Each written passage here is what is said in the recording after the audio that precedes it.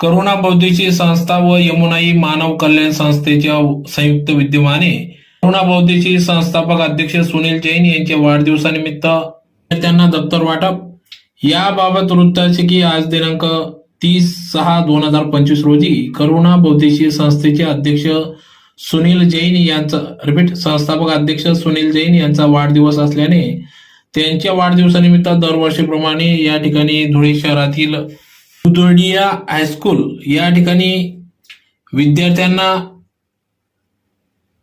सुनील जैन यांच्या वाढदिवसानिमित्त या ठिकाणी दप्तर वाटप कार्यक्रम पार पडला। तर 75हून अधिक विद्यार्थ्यांना या ठिकाणी दप्तर वाटप करण्यात आले।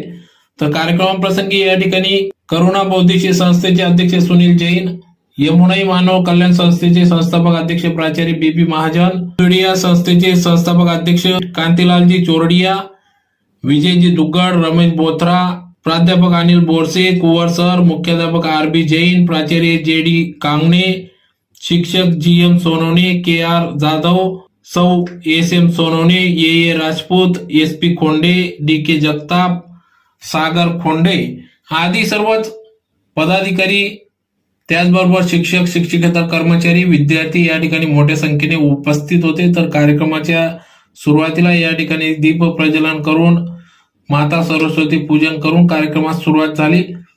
तर कार्यक्रमाचे सूत्रसंचालन सागर खोंडे यांनी केले। तर या प्रसंगी या ठिकाणी विद्यार्थ्यांना त्यांच्या पुढील भावी वाटचालीस शुभेच्छा देण्यात आल्या। त्याचबरोबर विद्यार्थ्यांनी आपल्या शिक्षणाच्या माध्यमातून या ठिकाणी शिक्षणाचा उपयोग करून मोठमोठ्या पदांवर जावे अशा अपेक्षा या ठिकाणी व्यक्त करण्यात आल्या।